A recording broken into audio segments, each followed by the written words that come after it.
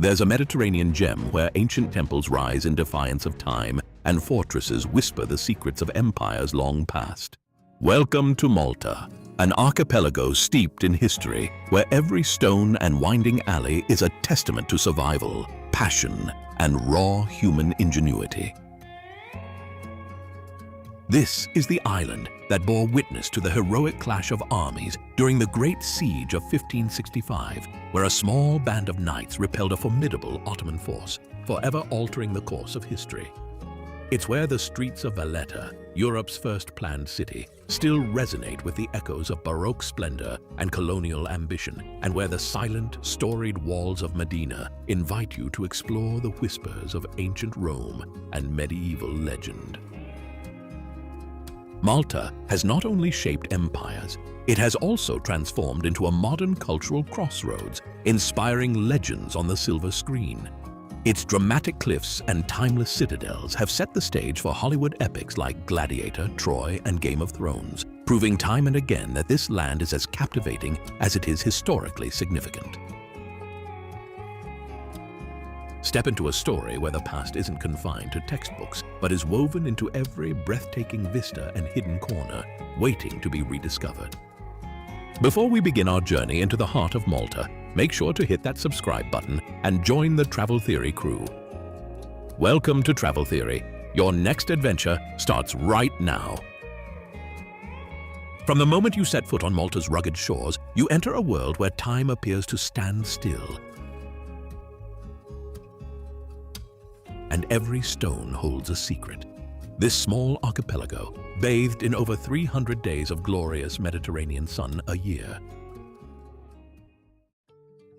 has seen the rise and fall of empires that have shaped not only its fate, but also the course of Western civilization. Strategically positioned at the heart of the Mediterranean, Malta has long served as a gateway between continents. Its story is one of continuous reinvention, a melting pot where diverse civilizations left indelible marks. Long before written history began, Malta's prehistoric inhabitants raised monumental temples like the Gantija on Gozo, structures so ancient they predate the pyramids and Stonehenge. These silent witnesses speak to a civilization whose achievements continue to inspire awe.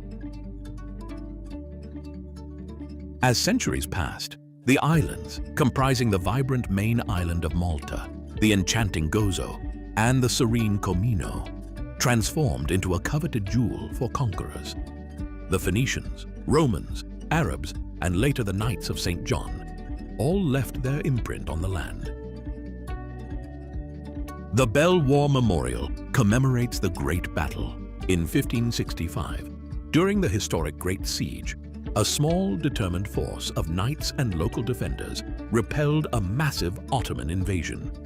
This heroic stand not only preserved the island, but also became a beacon of Christian resistance, forever etched into the legacy of time.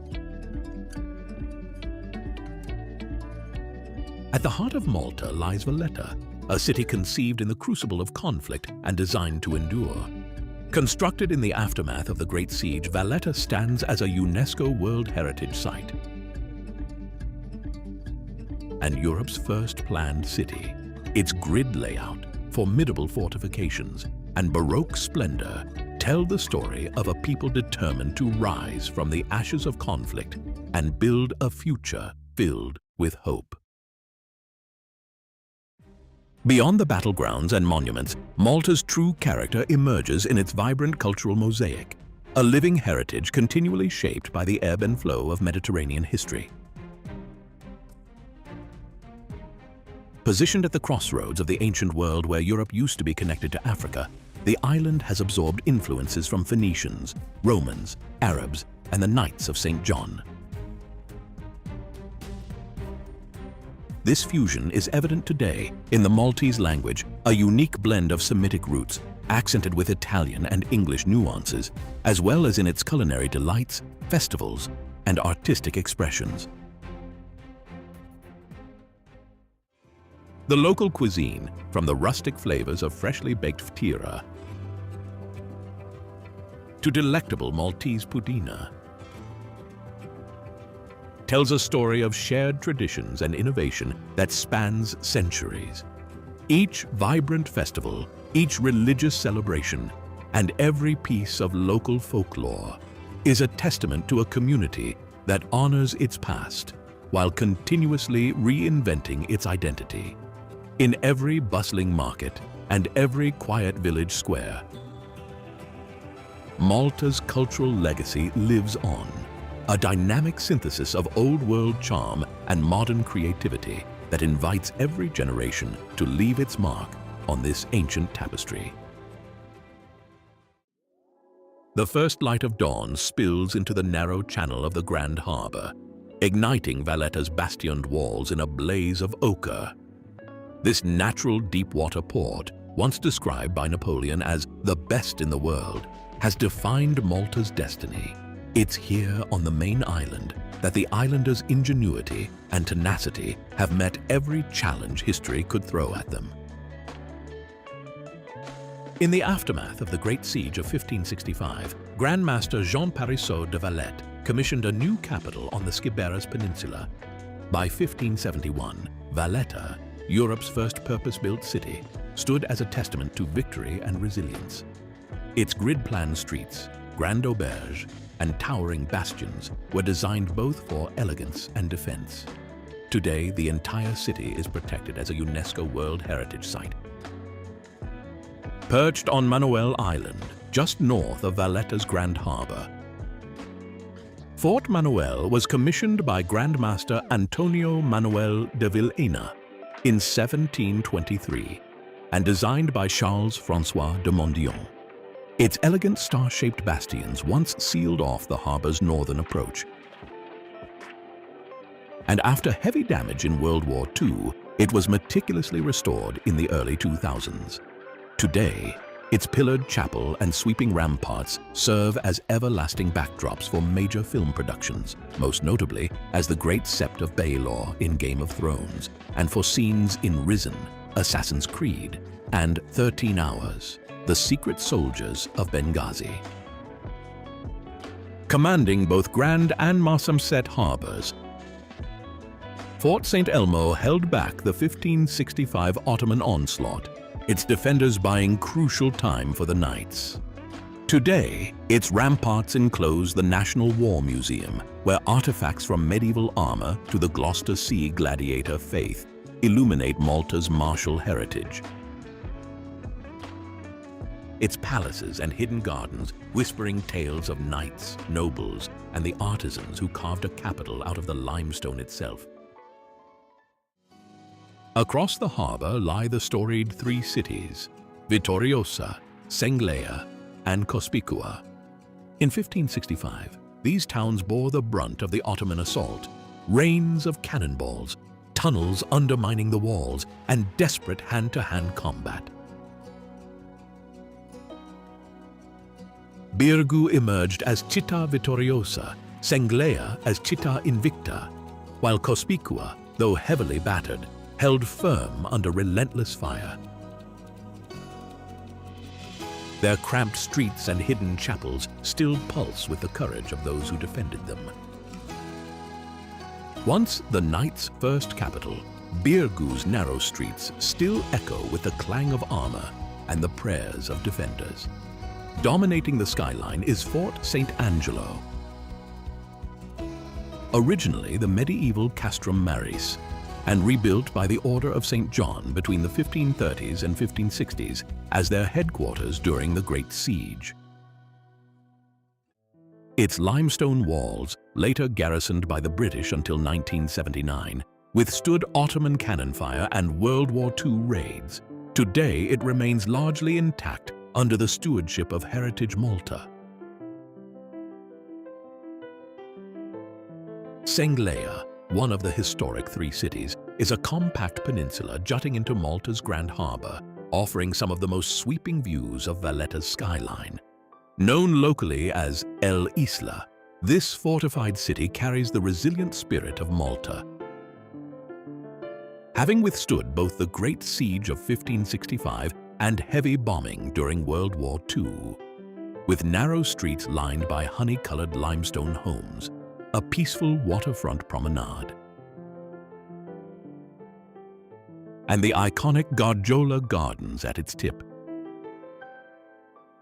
Home to the famous stone watchtower carved with a vigilant eye and ear, Senglea remains a quiet gem that still whispers stories of defiance and endurance.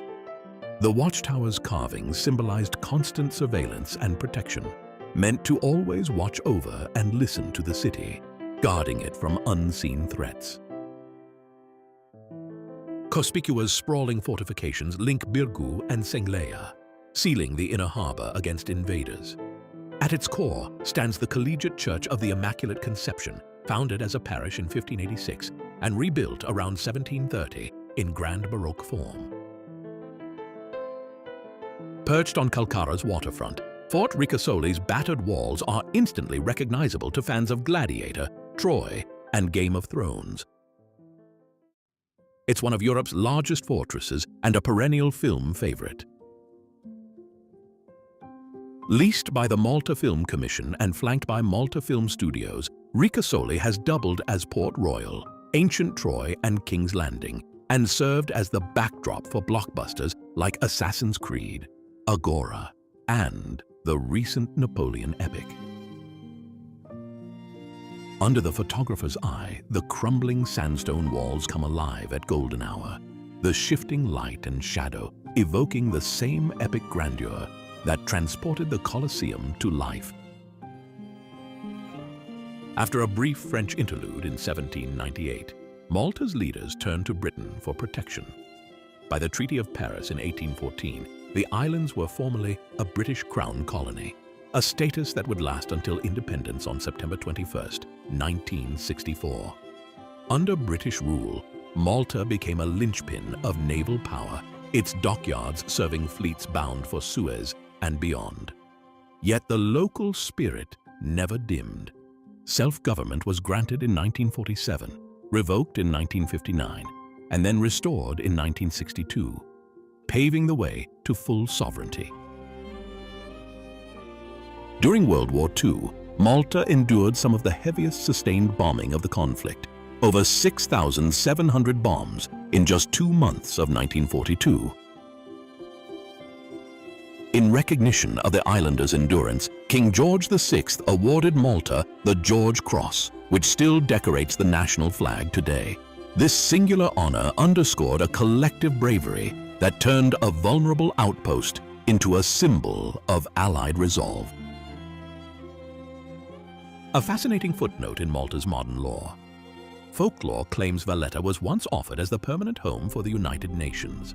Official records, however, show that site planners in 1946 instead considered U.S. locations such as Philadelphia, Boston, and San Francisco, before John D. Rockefeller Jr.'s $8.5 million gift sealed New York City's fate as host. Whether myth or near miss, the story reminds us how Malta's strategic allure once reached beyond the Mediterranean. If you've made it this far and you're enjoying the journey through Malta's wonders, smash that like button and subscribe to Travel Theory. You won't want to miss what's coming next. Once a sleepy fishing village, Sliema has transformed into Malta's most cosmopolitan town and the island's commercial heartbeat. Its skyline, anchored by sleek apartment towers at Tigné Point and the soaring Portomaso Business Tower, frames a buzzing promenade lined with cafe terraces, designer boutiques, and beachfront bars. As the most densely populated locality on the archipelago, Sliema offers a taste of contemporary Maltese life. Here, high-rise luxury meets seaside leisure, making it the island's premier hub for shopping, dining, and nightlife.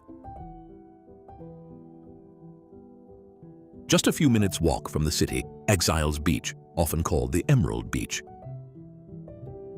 beckons with its clear aquamarine waters and gently sloping limestone reef, making it one of Sliema's most beloved seaside escapes. Ideal for swimming, snorkeling, and sunbathing, its rocky platform ensures year-round access under the Maltese sun. Marsaxlokk is Malta's largest traditional fishing harbor, where vividly painted luzu boats bob alongside modern trawlers, carrying on a seafaring heritage that stretches back to Phoenician trading posts in the 9th century BC. Each Sunday, fishermen sell their fresh catch, tuna, swordfish, octopus, and the seasonal lampuki, directly on the quay, transforming the waterfront into one of the Mediterranean's most atmospheric fish markets. Beyond fishmongers, market stalls offer local produce, spices, and artisanal crafts in a colorful tapestry of sights and smells. The village's name, Port of the Southeast in Maltese, reflects its geographic role. Fed by a valley whose marshy floodplain hints at a bay once deeper and wider in antiquity. Nestled on the southeastern tip of Malta's Delimara Peninsula, St. Peter's Pool is a naturally formed horseshoe-shaped cove carved from white limestone, its emerald blue waters a siren call for swimmers and cliff jumpers alike. Centuries of wave erosion have sculpted its smooth, sun-bleached ledges, rising as high as 4 meters above the depths below. Ideal launch points for adrenaline-fueled dives that attract thrill seekers from across Europe. A small sea cave at the bay's western end reveals a hidden grotto, where snorkelers glide through sunlit tunnels searching for anemones and small reef fish. The pool's clear waters and cliffside panorama first went viral when a diving dog named Titi leapt into the bay, a moment captured in countless social media posts that turned this locals-only spot into a global sensation. Despite its growing fame, St. Peter's Pool remains without facilities, no cafes, restrooms, or lifeguards. So early arriving visitors often carve out their own sunbathing rock on the flat ledges and bring packed lunches for a back-to-nature escape. Nearby, the natural bays of Il Hofra Il Kabira and Il Hofra Izgira punctuate the rugged coastline, their shallow pools warmed by the relentless Mediterranean sun. Whether you arrive by boat from Marsaxlokk's fishing harbor or navigate the steep rocky path from the parking area, St. Peter's Pool and its neighboring bays offer a raw, unfiltered slice of Malta's coastal beauty and geological wonder. The Blue Grotto refers to a cluster of sea caverns on Malta's southeast coast, just off the fishing harbor of Wied Ijuriek, where seawater carves through white limestone to form a series of interconnected chambers. When sunlight strikes at the right angle, typically from sunrise until early afternoon, the water filters rays into an array of cobalt, turquoise, and emerald that dance across the cave walls and ceilings, creating a breathtaking natural light show. Several caverns mirror the phosphorescent hues of underwater flora and fauna, while other recesses plunge into deeper, sapphire blue shadows that invite further exploration.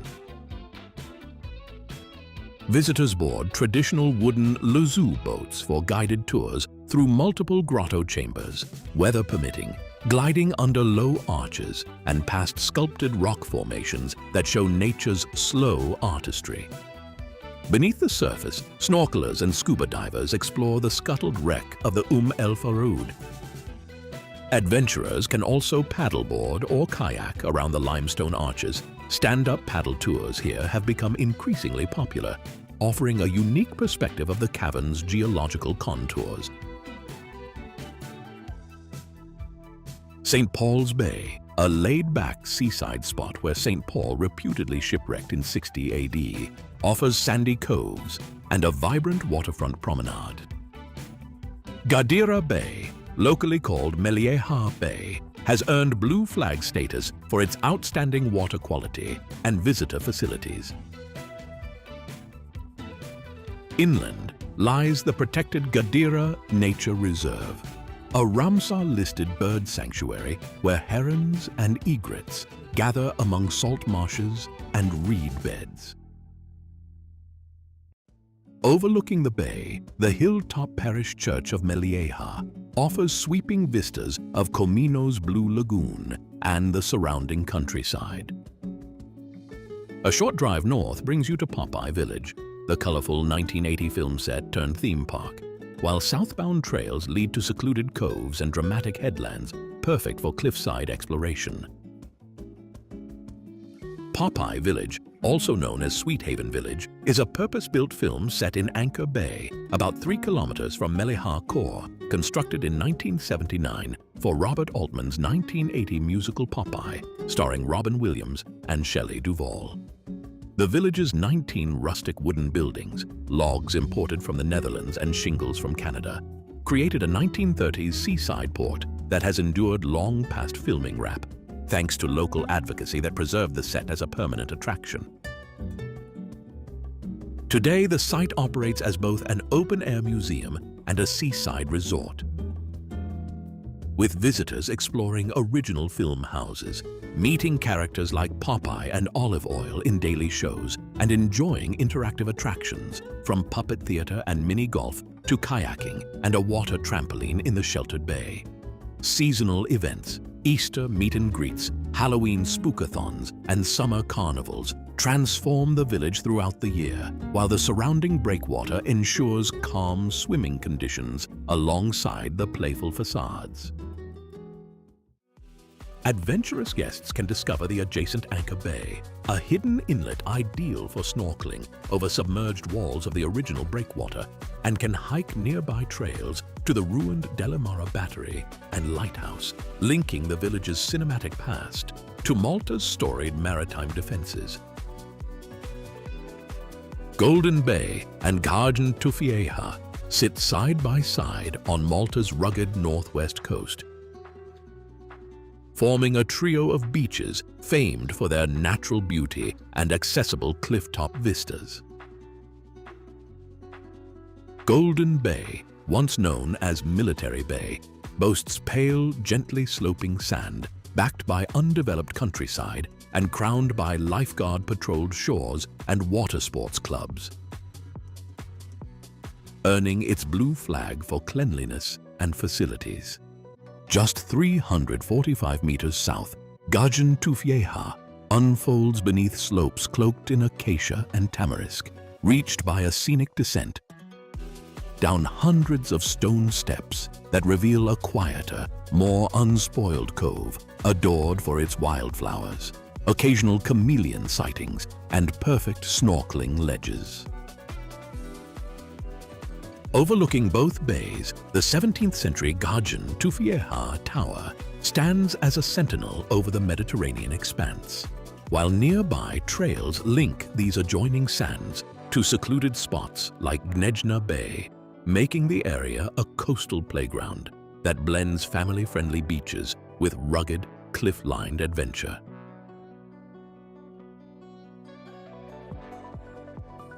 The Dingli Cliffs soar to 253 meters above Malta's southwest coast, offering sheer limestone faces carved by ancient seas and sweeping sea views toward the islet of Filfla. A well-marked trail follows the cliff edge past enigmatic cart ruts etched into the rock, vestiges of prehistoric transport, before opening onto panoramic vistas of terraced fields and the open Mediterranean. At dusk, the cliffs glow in molten hues of copper and rose, making this spot a go-to sunset destination for photographers and nature lovers alike. Tucked away on the wild northern tip of the Marfa Peninsula, the Coral Lagoon, also called Dragonara Cave, is a perfectly circular sea cave carved into white limestone cliffs, its collapsed roof allowing sunlight to flood the aquamarine waters below. Accessible by a short, rugged coastal path from Armier Bay or by kayak from the shore, the lagoon's sheltered pool ranges just 3 to 4 meters deep, ideal for snorkeling among sea anemones and damselfish or simply drifting beneath the natural skylight. Despite its growing fame on social media, Coral Lagoon retains a secluded charm. No facilities or cafes, just smooth, sun-bleached ledges where early bird visitors stake out their own personal slice of paradise before the midday crowds arrive. Whether you're paddling through the swim-through arch or perched atop the rim, watching the light dance on the water, this hidden grotto offers one of Malta's most photogenic and unfiltered coastal experiences. Medina perches atop a limestone plateau in central Malta, its compact car-free streets winding past crenellated ramparts that once sheltered Phoenician traders who founded the city as An in the 8th century BC. Under Roman rule, it became Melite, 3 times larger than today's footprint, only to be pared back to its present walls during Byzantine or Arab stewardship, echoes of which linger in its Medina-style alleys and hidden archways. For over a millennium, Medina served as Malta's capital until the Knights of St. John moved to Birgu and then Valletta. Yet it never lost its aura of secluded power, its bastions still bearing scars from the 1551 Corsair raids and the Great Siege of 1565. Today, with fewer than 300 permanent residents, its hushed plazas and Baroque palaces draw over 1 million visitors annually, offering a rare chance to wander a living medieval stage set, illuminated by lantern-lit courtyards at dusk. The devastating Sicily earthquake of 1693 reshaped Medina's skyline, flattening much of its medieval core and paving the way for an 18th century Baroque renaissance under Grand Master Antonio Manuel de Villena. Architect Lorenzo Gaffa finished rebuilding the cathedral in 1702 with theatrical vaults and domes, while engineer Charles-François de Mondion overhauled the main gate and civic buildings, adding ornate flourishes that still gleam in the fading sunlight. Even the city's narrow staircases feel cinematic, leading to hidden gardens and frescoed salons where once powerful nobles plotted in whispered councils, and where today's travelers pause to imagine untold stories behind heavy wooden doors. Dominating Medina's central square, St. Paul's Cathedral rises on the very site where its Norman predecessor fell in the 1693 quake, its unadorned facade giving way to an interior that rivals any European masterpiece. Inside, Mattia Preti's dramatic fresco of Paul's shipwreck anchors the vaulted nave, while shafts of light through Baroque skylights spotlight polished marble altars. A fitting homage to the island's patron and the legend that brought Christianity to these shores. Just offshore, a 4-meter statue of St. Paul stands atop his eponymous island, clutching scripture in one hand and pointing heavenward in the other. Its presence a poignant tribute to the miracle of the viper bite that, according to legend, failed to harm him. Rotunda Square's first impression is the church's grand portico, where 6 Ionic columns support a triangular pediment carved with the Maltese coat of arms, evoking the solemn formality of a classical temple. Flanking the portico are twin bell towers capped with slender spires, their silhouettes cutting a dignified profile against Malta's afternoon sky. Encircling the circular nave, a full ring of pillars rises 12 meters high to meet an entablature and cornice, creating the illusion of a Greek colonnade in miniature. Above this, the massive dome, built on a catenary curve that distributes weight evenly, soars 60 meters above the piazza, its drum punctuated by 16 arched windows that flood the interior with diffuse daylight. The exterior walls, nearly 9 meters thick at ground level, bear subtle rustication that emphasizes their solidity and the building's role as a sanctuary in both faith and form. And yet, despite this exterior grandeur, a German bomb tore through the dome during Mass, but failed to explode, coming to rest harmlessly on the nave floor without detonation. a miracle now remembered by the replica shell displayed at the entrance. From the moment the ferry's horn fades and Gozo's rolling hills rise into view, you sense you've entered a quieter world. Here, every ruin, cove, and field speaks of an island that has lived lightly on the sea and wind for millennia. Within those walls, narrow, winding streets open onto humble homes, old granaries, and modest chapels, evidence that this was as much a living community as it was a defensive stronghold. From the rampart's edge, you're rewarded with sweeping views of terraced fields, lush vineyards, and the glittering stretch of Mediterranean beyond, a reminder that Victoria Cittadella was built to protect both people and their way of life. As you step through the main gate, flanked by guard rooms and the 18th century clock tower, your footsteps echo on flagstones laid centuries ago, each one a silent witness to sieges and solemn processions. Inside, narrow alleys open onto sunlit courtyards lined with arches, where the Gozo Museum of Archaeology displays Bronze Age silos and Punic amphorae, unearthed just meters beneath the surface during recent restorations. From the old prison, its cells still intact, you emerge onto the ramparts, where the stone parapet offers an intimate view of the bastion's angled walls, dovetail gun ports, and hidden sally ports used for counterattacks.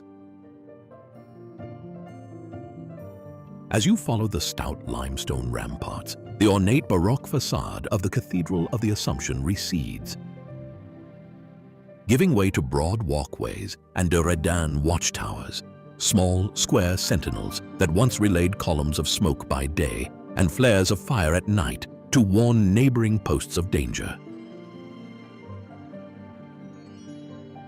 From these elevated perches, you look out over a patchwork of terraced fields and vineyards stretching toward the shimmering channel that separates Gozo from Malta. Every step along these walls offers a fresh perspective. One moment framed by aged masonry and gun slits, the next revealing the living mosaic of Gozo's villages and coastlines below. Xlendi Bay's sheltered cove and overhanging cliffs also made it a favorite hideout for Barbary pirates evading Knight's galleys.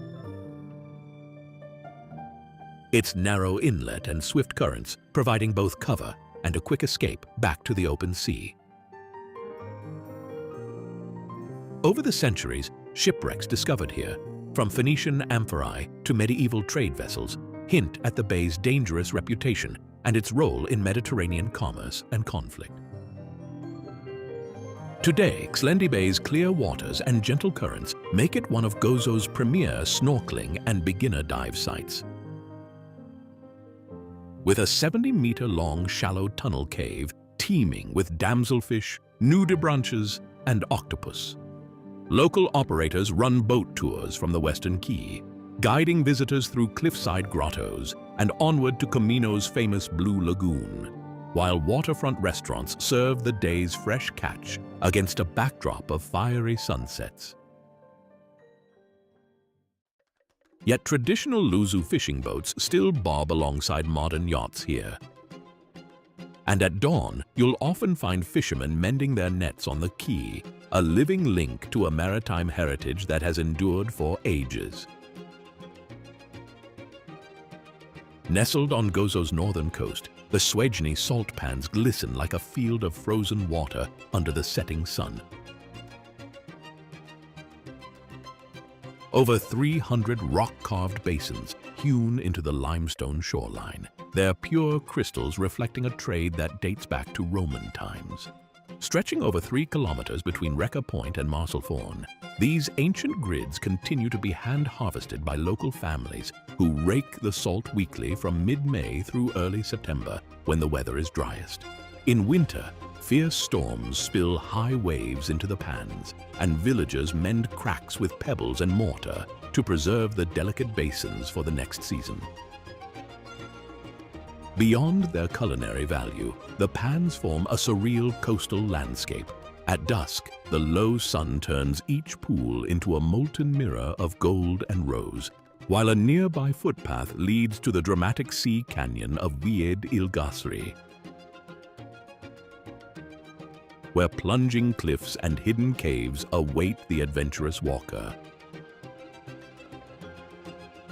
Perched on Gozo's rugged west coast, Dwedra Bay was long dominated by the Azure Window, a 28-meter limestone arch that collapsed into the sea in March 2017. Its remnants now forming a world-class dive site where shattered pillars and passageways teem with fish and sponges. Below the former arch, the Blue Hole, a sinkhole connected to the open sea, beckons adventurous snorkelers and scuba enthusiasts to drift through its narrow tunnel into sunlit blue chambers.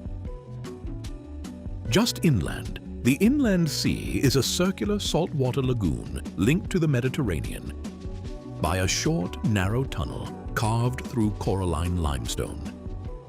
Its placid surface mirrors sheer cliffs, and local lore speaks of fishermen guiding small boats through the arch to reach hidden coves beyond. Today, it remains both a scenic viewpoint and a popular launch point for sea kayaking explorations. Guarding Dwedra's mouth is Fungus Rock, a 60-meter islet once prized by the Knights of St. John for its exclusive Maltese fungus, believed to heal wounds and cure dysentery. Access was strictly controlled via a rope and pulley system, and a penalty of death awaited anyone caught trying to harvest the plant without permission, testament to its legendary value. Overlooking the bay, the Dwedra Tower stands as the westernmost of the Knights Dereden watchtowers, built in 1652 to patrol the coastline and relay threats via smoke by day and fire at night to neighboring towers, an early warning network safeguarding Gozo and Malta. From its vantage, you can still trace the chain of watchpoints that once stretched across limestone headlands, binding the islands in shared vigilance. Ta Pinu Basilica, just outside the village of Garb on Gozo, is both an architectural landmark and a beacon of faith. Built atop a humble 16th century chapel where a local woman, Carmni Grima, heard the Virgin Mary's voice in 1883, the basilica has drawn hundreds of thousands of pilgrims seeking healing and renewal. Its neo-Romanesque grandeur, punctuated by Byzantine-style mosaics and intricate carvings, shelters countless ex-votos, tokens of gratitude left by those whose prayers were answered. Visited by both Pope John Paul II in 1990 and Pope Francis in 2022, Ta Pinu remains a living testament to Gozo's vibrant Marian devotion and the enduring power of faith across generations. Ta Pinu's soaring neo-Romanesque profile and coastal perch feel like a meticulously designed film set, its twin towers framing the sea beyond, as if scripted for sweeping wide shots. It joins Malta's roster of roughly 365 churches, one for each day of the year, underscoring just how deeply this island nation is woven with sacred spaces. From the cliffs of Gozo, you'll catch your first glimpse of Comino's solitary outline. Its pale limestone silhouette rising like an island mirage against the cobalt stretch of the Mediterranean. High above Comino's rocky shore looms St. Mary's Tower, the great bastioned watchtower commissioned in 1618 to guard the perilous channel between Malta and Gozo. Yet this wasn't merely a standalone sentinel. It formed part of a vast network of coastal towers. By day, columns of smoke spiraled skyward from its roof, and by night, bright fires signaled across the water to sister towers on Gozo and the mainland, ensuring every community was alerted to danger within moments. Beyond its martial heritage, Comino unveils its most famous natural stage, the Blue Lagoon, a sheltered bay framed by Comino, where powder white seabed and crystalline waters shine in every shade of turquoise. Today, small ferries and private boats converge here each morning, depositing sun seekers who drift among submerged reefs and carve out sandy patches beneath rugged cliffs. Yet for all its postcard beauty, Comino remains a protected Natura 2000 site, where nesting shearwaters and scrub-clinging succulents ensure this tiny island still breathes with the secrets of centuries past. As you turn away from the lagoon and make your way inland, you'll crest the rise of Tasmerjuk Hill, where the 6-meter risen Christ stands watch over Gozo's patchwork of fields and bays. As our journey across Malta's mosaic of history, culture, and natural wonder draws to a close, take a moment to let the images of ancient citadels, hidden grottos, and sunlit bays settle in your mind. Each a chapter in a story that still unfolds with every wave and whisper of breeze. Which corner of Malta surprised you the most, and where will you set your sights for your next escape? If this episode ignited your wanderlust, spark a conversation by dropping your thoughts in the comments below. Then click through to our next video for another thrilling chapter of discovery. Thank you for watching Travel Theory. Your next adventure starts right now.